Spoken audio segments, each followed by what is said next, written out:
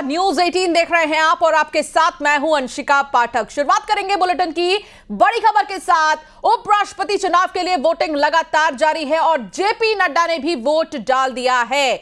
बड़ी खबर आपको बता रही हैं, सबसे पहले प्रधानमंत्री नरेंद्र मोदी पहुंचे, उन्होंने वोट डाला और अब जेपी नड्डा की तस्वीर आपकी टेलीविजन स्क्रीन पर है।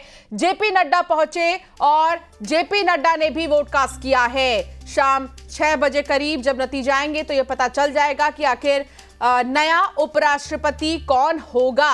दो मुख्य चेहरे हम आपको टेलीविजन स्क्रीन पर दिखा भी रहे हैं कि आखिर इंडिया गठबंधन का वो चेहरा कौन सा है, उम्मीदवार कौन सा है और एनडीए का उम्मीदवार कौन सा है। और साथ ही ये भी हम आपको दिखा रहे हैं कि लगातार नेताओं के पहुंचने का सिलसिला जारी है जो वोट कास्ट कर रही हैं।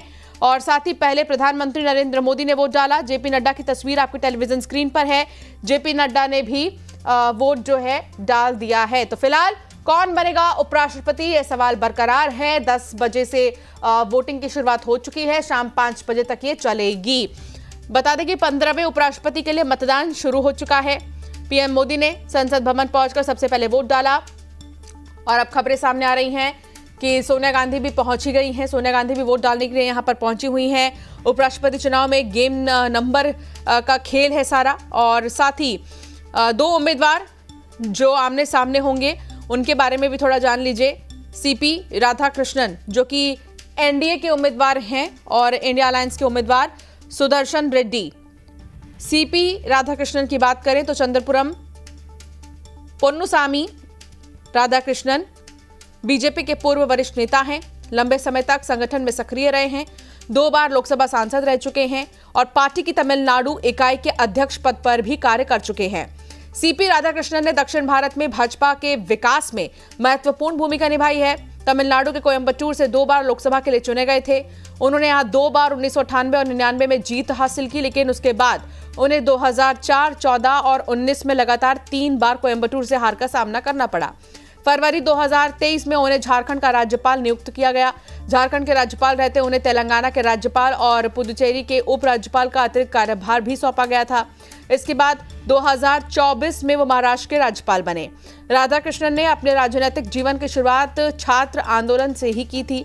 2007 में जब वो तमिलनाडु के प्रदेश अध्यक्ष थे तो उन्होंने राज्य में 93 दिनों की 19,000 किलोमीटर लंबी रथ यात्रा की थी। इस यात्रा में उन्होंने मुख्य रूप से नदी जोड़ो, आतंकवाद, समान नागरिक संहिता और अस्पृश्यता और नशे की दुष्परिणाम जैसे मुद्दों पर ध्यान आकर्षित किया था।